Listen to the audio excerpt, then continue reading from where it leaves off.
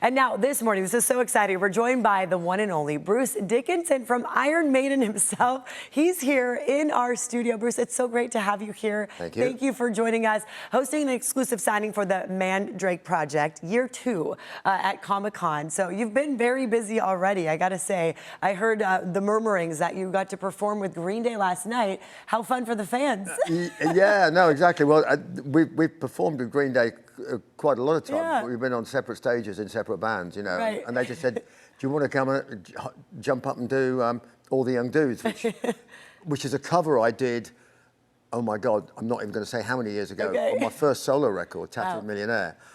So I covered it. There was a single and everything. So Nice. so I went up. I even more or less remember the words. Okay. It had one of those auto cue back to you. Auto cue things, but I'm just like, I can't use that. You know, I mean, I don't. I'm like, I've been vaccinated against using those. But yeah, it was good fun. Yeah, I mean, it was 6 in the morning. 6 in the morning for me. For you, like in London time, right? Yeah, you know. That's amazing. And you're here with us this morning. What an honor to have you here. Thank you very much. We want to talk about the Mandrake Project, year 2.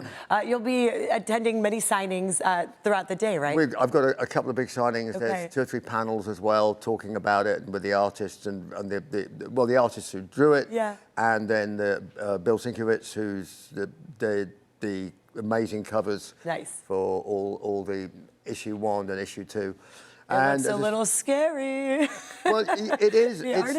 This I had to say that this is not a children's book. Not a children's book. Okay, in case you were wondering at home. It's pretty rated R in a few places. Yes. But it's not just a sci-fi thing. It's what drives the story is the relationships in it. You know. Nice. So, but there's some weird stuff in there. Okay, that's what I was going to say. You've described this as being really weird, but without giving too much away, because obviously people are going to get a chance to read it. It's book 2, but book 1 lays the foundations.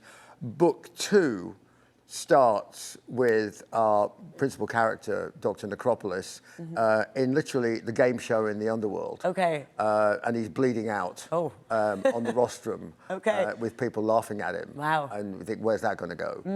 And the answer is it goes to this twisted Disney world, and he meets his mother, and it doesn't end well. Okay. And so many people know you, obviously, with Iron Maiden, this musician, and then you got into this world of writing these types of books. What got you into this? What made you want to explore your creativity, I guess? Well, I've always been a writer. Okay. And half the time, I did my autobiography, and that went quite well. I did 2 or 3 comic novels back in the day, way back when, you know, and you know, they did okay. And I did worked on a few scripts for films. We did a movie called The Chemical Wedding way back when. Yeah. So I just came up with this idea and presented it to Z2. I said, I've got this crazy idea about maybe doing an actual comic, like I would say it's a Watchmen-style comic, but that was one of my inspirations was Alan Moore and Watchmen, you know. Okay. And so they went, oh my God, this is amazing. I went, really? You know. So they teamed me up with a couple of writers to get it into the comic format, which is a very different format to screenplays, anything else. Anyway, long story short, there it is.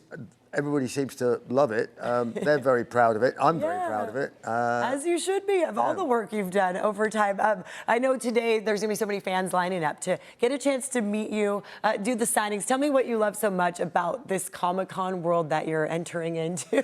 Well, no, I mean, this is not my first Comic-Con, but it's my first San Diego Comic-Con. Okay. And I think San Diego is the mother and father of all Comic-Cons. Right, we like to say that, You know, so, I mean, I've done ones in Sao Paulo, which is nearly as big. I mean, it's 200,000, Sao Paulo.